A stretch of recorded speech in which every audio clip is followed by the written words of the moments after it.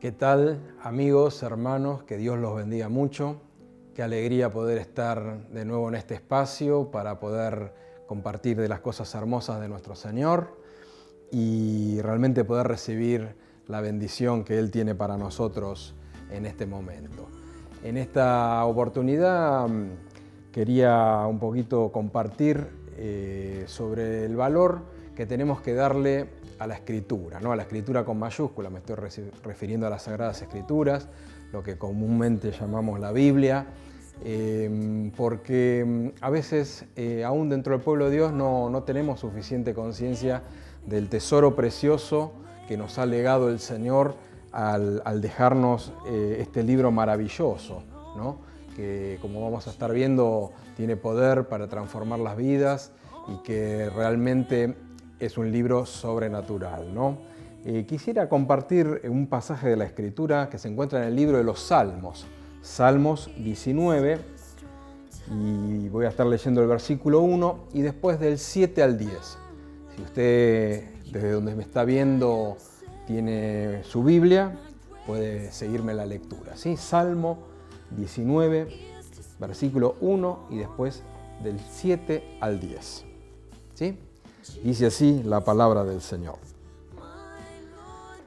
Los cielos cuentan la gloria de Dios y el firmamento anuncia la obra de sus manos. Y el 7 dice, la ley de Jehová es perfecta, que convierte el alma, el testimonio de Jehová es fiel, que hace sabio al sencillo. Los mandamientos de Jehová son rectos, que alegran el corazón. El precepto de Jehová es puro, que alumbra los ojos. El temor de Jehová es limpio, que permanece para siempre. Los juicios de Jehová son verdad, todos justos. Deseables son más que el oro, y más que mucho oro afinado, y dulces más que miel, y que la que destila del panal. Amén. Gracias por tu palabra. Mire qué hermosa palabra nos da el Señor a través de este salmo, ¿no? Acá la Escritura, cuando empieza diciendo que los cielos cuentan la gloria de Dios y el firmamento anuncia la obra de sus manos, nos está introduciendo al hecho de que Dios se revela al hombre, ¿sí? Principalmente de dos maneras. Acá nos está diciendo que el firmamento, ¿sí? O sea, los astros que vemos en el cielo, o sea, parte de la creación, nos está mostrando que hay un creador, ¿no? Y en esto vemos que hay un paralelo con lo que dice el apóstol Pablo en la carta a los Romanos, en los primeros 2 capítulos de esta carta, donde empieza justamente comentando el apóstol de que las cosas de Dios, ¿sí? Las cosas que se conocen de Dios, su eterno poder y deidad, son manifiestas desde el principio de la creación a través de las cosas que han sido hechas, ¿no? O sea que vemos una manifestación de parte de Dios, manifestándose a sí mismo al hombre, primeramente a través de las cosas creadas. O sea que las cosas creadas de la naturaleza y todo a nuestro alrededor nos hablan del Creador, ¿sí? Y la misma palabra que testifica de sí mismo, después dice que Dios mismo se revela no solamente a través de las cosas creadas, sino también a través de las Escrituras, o sea, a través de la palabra de Dios. El Señor inspiró a hombres santos a través de los siglos para dejar por escrito cuál era su voluntad y para mostrar a los hombres cuáles eran sus planes y cuál era su carácter, ¿sí? Se reveló a sí mismo. Entonces vemos un paralelo en esto, sí, que acabamos de leer en el Salmo 19, porque empieza hablando de que la creación de Dios, el firmamento de Dios, nos muestra al gran Creador, que es nuestro Señor, ¿sí? Y después sigue hablando de que la ley de Jehová es perfecta y todo lo que seguimos leyendo después, que es la revelación más profunda, más perfecta de sí mismo, que es la palabra, ¿no? ¿Y qué dice el apóstol Pablo? Como dijimos, ¿no? que la deidad de Dios, su eterno poder, se hace manifiesta por las cosas creadas, y después en la misma carta empieza a hablar de la ley que fue dado al pueblo de Israel como manifestación, ¿sí?, de la persona de Dios. Entonces vemos que a través de la palabra este principio se cumple, ¿no? Como Dios se revela al hombre. Lo creado primeramente y también las sagradas escrituras, ¿no? Y en este momento en particular quisiera enfocarme justamente en las Sagradas Escrituras, ¿sí?, que es lo que nosotros tenemos hoy como la Biblia, ¿sí? Dice acá en el versículo 7 que la ley de Jehová, o sea, la palabra del Señor, es perfecta, que convierte el alma, ¿sí? Acá nos está hablando el efecto o el poder que puede ejercer este maravilloso libro que el Señor nos ha dejado. Este no es un libro cualquiera, hay libros muy interesantes, ¿no?, en el mundo, libros que han dejado las distintas culturas, libros actuales que nos pueden servir para aprender muchas cosas, pero la palabra de Dios es una palabra totalmente diferente. Jesús mismo dice que las palabras que yo os he hablado son espíritu y son vida, ¿no? La palabra de Dios tiene poder, por eso dice que convierte el alma. Dice, la ley de Jehová es perfecta, que convierte el alma. ¿Sí? Aquellas personas que se han acercado a la Biblia con un corazón dispuesto a creer y que realmente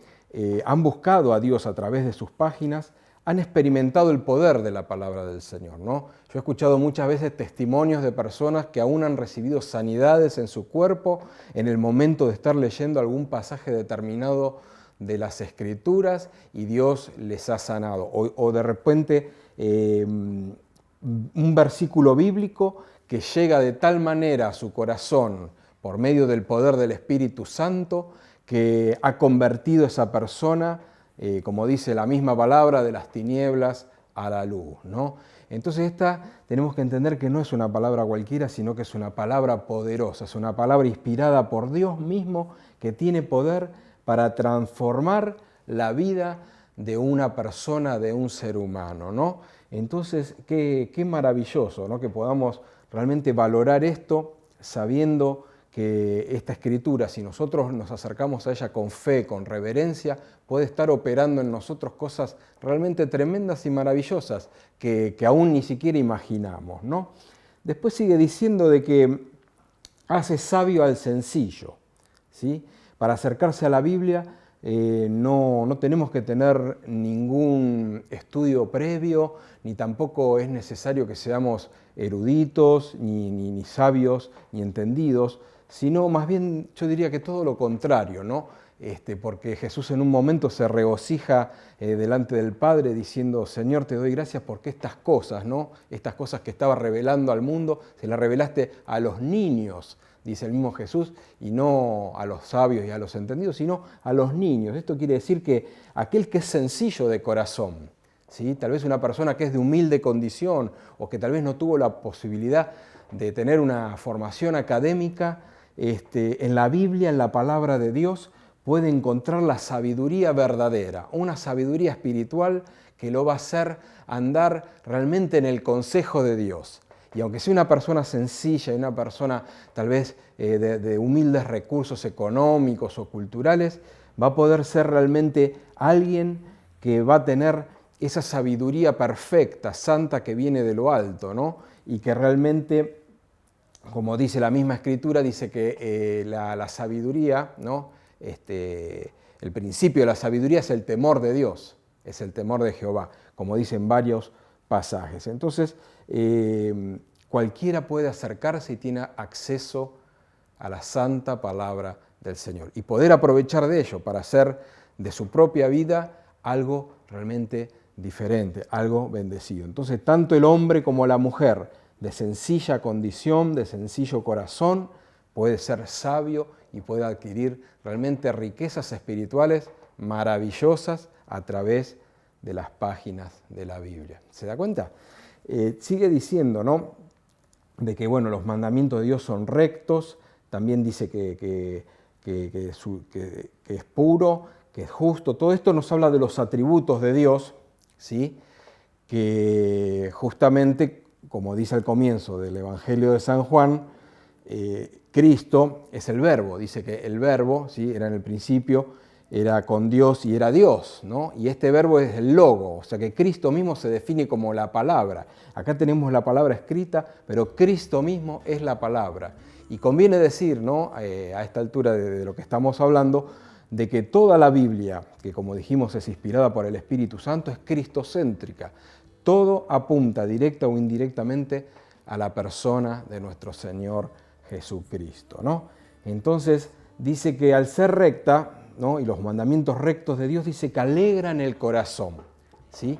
Nosotros vivimos en un mundo donde en este momento estamos bombardeados permanentemente a través de los medios de comunicación y permanentemente el hombre y la mujer están recibiendo toda clase de noticias y ni siquiera vale aclarar de que las noticias en el 90% de los casos son realmente muy negativas, ¿no? Son noticias por lo general malas. Y imagínese que una persona que está todo el tiempo mirando el noticiero o las noticias en las redes probablemente termine angustiando su corazón o, como está pasando con muchos, entran a tener estados depresivos y empiezan a sentirse mal. ¿Por qué? Porque se llenan de cosas, ¿no?, que no son precisamente buenas noticias, sino todo lo contrario, malas noticias. Pero dice que la palabra de Dios, la ley del Señor, al ser recta, dice que alegra el corazón. Por eso también dice que el Evangelio, ¿no?, significa buenas noticias. La palabra Evangelio, en su idioma original, el griego, significa buenas nuevas o buena noticia. Entonces usted quiere alegrar su corazón, llénese de la palabra del Señor. O como dice el apóstol Pablo, la palabra de Cristo mora en abundancia en vosotros. ¿Se da cuenta? Entonces, a veces, en vez de mirar tanta televisión o redes sociales, convendría que tomemos el consejo de llenarnos de la santa palabra. Y eso va a producir gozo y alegría porque es palabra recta y porque la palabra está llena de promesas maravillosas de parte del Señor, ¿no? Dice que también, como los mandamientos de Dios son puros, dice que alumbra, ¿no? Dice que alumbra los ojos.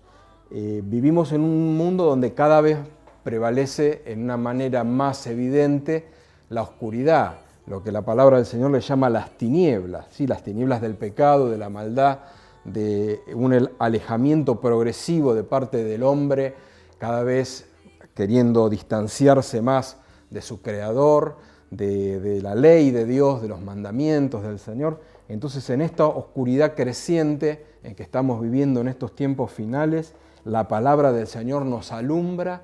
¿Para qué? Para que entendamos por dónde debemos caminar y cuál es el verdadero camino y cuál es realmente la voluntad de Dios para el ser humano, o sea, para cada uno de nosotros, ¿no?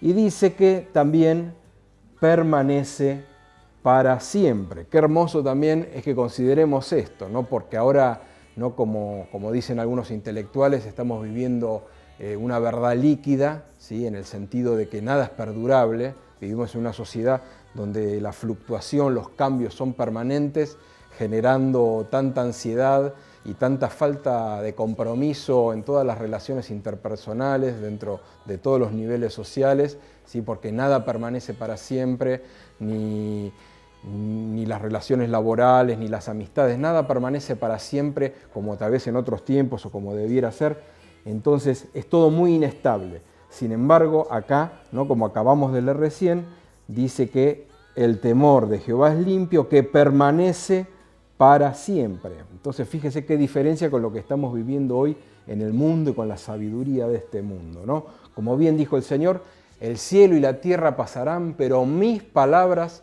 no pasarán. Esto es algo maravilloso. ¿Por qué? Porque en la palabra del Señor tenemos una roca firme y la roca es Cristo. Entonces, si tenemos un fundamento firme, no vamos a ser llevados de una corriente a otra, de un viento a otro, no conforme va dictando este mundo, sino que estamos firmes en Cristo y esto nos va a dar una estabilidad espiritual, emocional y sabemos cuál es el rumbo que debemos tomar. ¿Se da cuenta? Porque su palabra no cambia. Dice que ni una jota ni una tilde, ¿sí? Quedará sin cumplir de toda la palabra del Señor. Mire qué hermoso, ¿no? Entonces, comprendamos esto, ¿no? Que toda la Escritura es inspirada por Dios y como dice el apóstol Pablo, ¿no? A Timoteo dice que es útil para enseñar, para redarguir, para instruir, para corregir y para instruir en justicia. Entonces, todo esto que estamos hablando tiene que ver con el trato personal que Dios tiene con cada uno de nosotros a través de su palabra, ¿no? Si nosotros realmente nos acercamos a la palabra del Señor, vamos a recibir bendición, vamos a recibir sabiduría, vamos a recibir una firmeza en nuestro caminar, ¿sí? Y un alumbramiento espiritual para saber cuál es realmente la voluntad del Señor para nuestras vidas, ¿no? Eso en cuanto a nosotros subjetivamente, en cuanto a cada uno de nosotros en particular. Por eso cada hijo de Dios, cada creyente debe tener su lectura devocional de la palabra cada día. Usted tiene que tener un encuentro con la palabra cada día, aunque sea unos minutos, pero leer las Escrituras y llenar su mente y su corazón de la palabra del Señor. Porque esta palabra no cambia, esta palabra permanece para siempre y tiene verdadero poder sobre su vida, sobre mi vida y sobre cualquiera que se acerque, ¿sí? Con reverencia, con fe, a esto que es tan maravilloso que el Señor nos ha regalado y nos ha legado, ¿no? Ahora, hay otro aspecto que también me gustaría destacar, que es no solamente lo subjetivo, lo personal, sino que también Dios aconseja, ¿sí? Tanto en el Antiguo como en el Nuevo Testamento, al pueblo, a su pueblo, cuál debe ser la actitud para con las Escrituras que Él ha inspirado y que ha dejado para que como pueblo, como nación santa, tengan que preservar, escudriñar y por sobre todas las cosas obedecer, ¿no? En el Antiguo Testamento, ¿sí? Voy a tratar de leerlo acá textualmente, había un profeta llamado Oseas, ¿no? Es uno de los profetas menores, y dice en este profeta Oseas capítulo 4, versículo 6, dice que mi pueblo fue destruido porque le faltó conocimiento. Por cuanto desechaste el conocimiento, yo te echaré del sacerdocio, y porque olvidaste la ley de tu Dios, también yo me olvidaré de tus hijos, ¿no? Es un texto un poquito fuerte, pero la palabra del Señor, sabemos que después de estos textos tal vez un poco que nos sacuden, después viene con promesas, ¿no? de misericordia, de restauración, si realmente nos volvemos a Dios. Pero puntualmente quería leer este pasaje porque está hablando de que el pueblo de Dios fue destruido por falta de conocimiento. ¿Conocimiento de qué? De medicina, de astronomía, de agricultura, no, falta de conocimiento de la palabra de Dios, de la ley de Dios. Y esto se aclara en el mismo contexto del versículo, donde dice, por cuanto desecharon el conocimiento, o sea, voluntariamente, ¿no? Yo te echaré del sacerdocio, ¿sí? Y porque olvidaste la ley de tu Dios, yo también me olvidaré de tus hijos, ¿no? Entonces acá vemos este pasaje del Antiguo Pacto, donde realmente Dios le dice a su pueblo que tenían que volver a la Escritura que ellos tenían hasta ese momento, ¿no? Que era primeramente la ley de Moisés y también a esa altura de la historia gran parte de los salmos que hoy conforman nuestra Biblia, ¿no?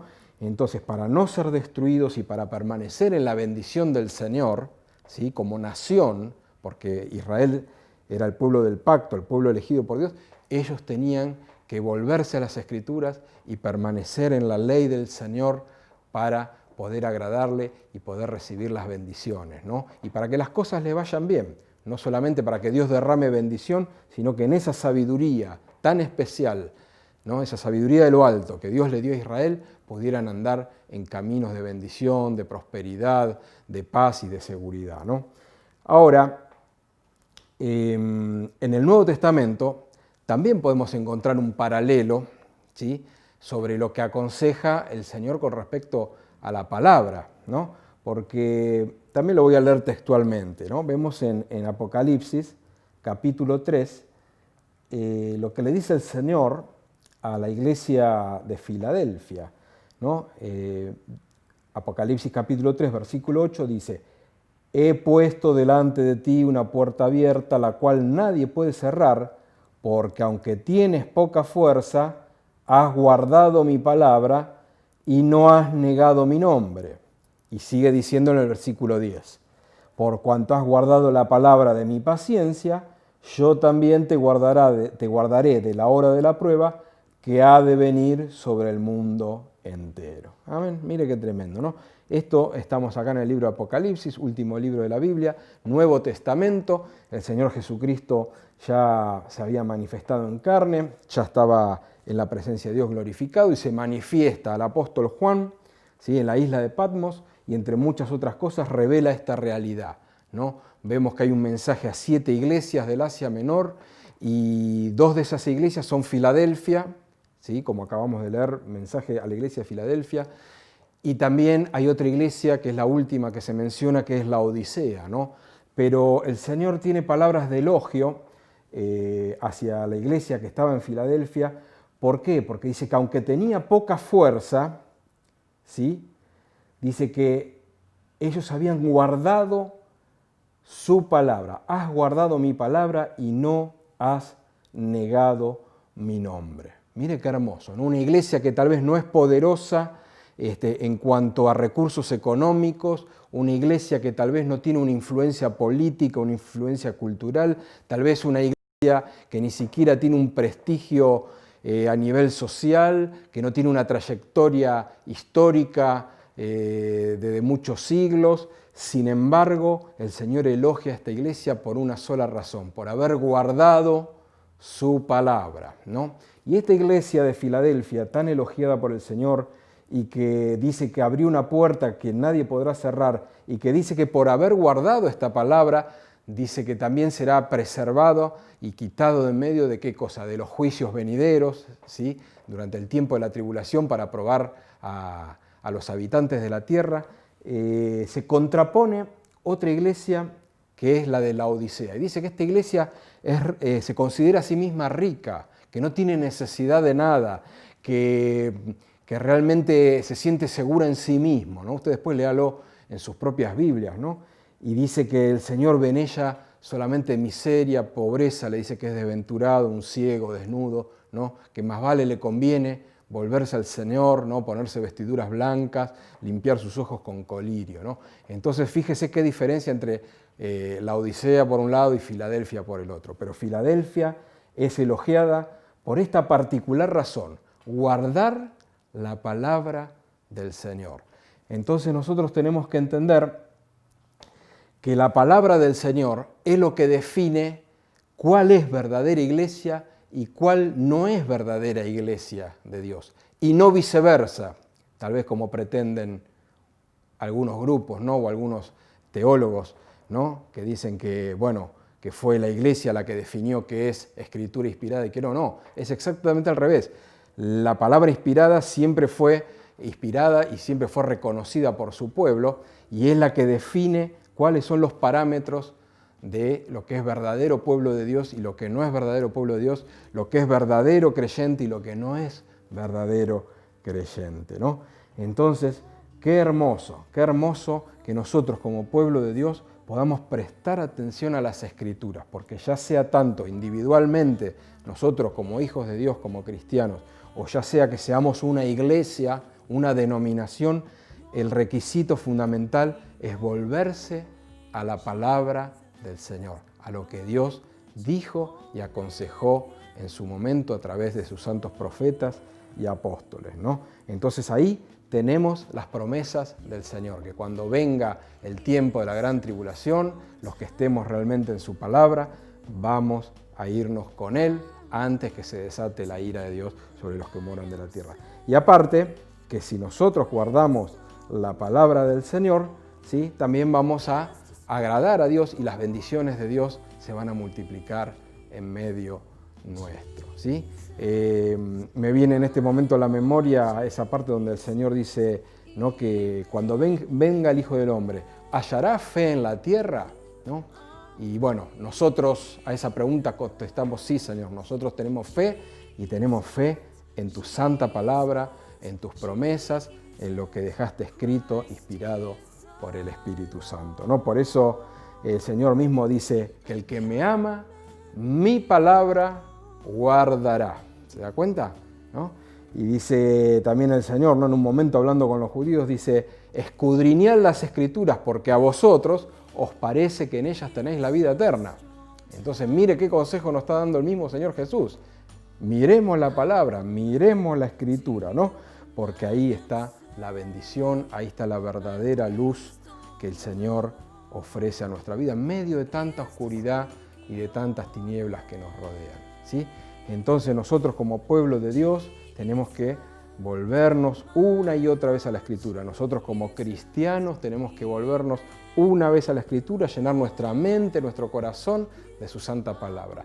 Y si hay alguien que todavía no está caminando con Cristo, que todavía no entró al redil del Señor, sería bueno que tome la decisión por fe de aceptar a Cristo en su vida y empezar de a poco a leer la palabra de Dios en los evangelios, en el libro de los Hechos, ¿no? Y empezar a pedirle a Dios que le revele esa palabra y poder ser participante de esta bendición gloriosa y maravillosa, ¿no? Recuerde, el Señor se gozaba porque estas verdades profundas y maravillosas se las reveló a los niños, ¿no? Y a los sencillos de corazón.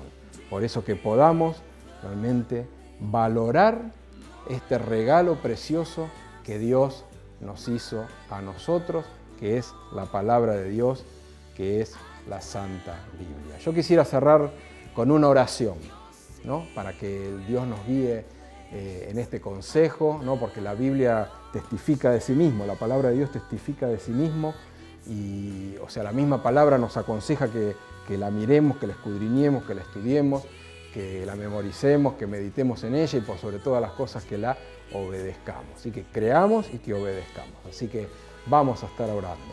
Señor, yo te doy gracias en esta hora porque tú nos has regalado, Señor, esto tan valioso, tan maravilloso que son las Santas Escrituras, que es la Biblia, Señor, donde tú te revelaste a ti mismo, Señor, de una manera mucho más profunda que en las cosas creadas, Señor, que ya hablan mucho de ti, Señor. Te damos gracias, Señor, porque la Biblia realmente ha impactado muchas de nuestras vidas, de los que ya te conocemos, y sabemos, Señor, que allí está la verdad. Te pedimos, Señor, que como pueblo tuyo, y cada uno en particular, podamos llenar nuestra mente, nuestro corazón, de esta palabra gloriosa y que podamos tener la disposición de obedecerla, sabiendo que allí está la bendición. Oh Dios mío, si hay alguien que está escuchando este mensaje y que aún no te conoce a ti, Jesús, y que quiere entregar su vida, que realmente lo haga por la fe en ti, Señor amado, y que empiece también a llenarse de esta palabra gloriosa que puede transformar su vida y su corazón. Te pedimos todo esto en el nombre de Jesús y dándote gracias. Amén y amén. Que Dios los bendiga mucho.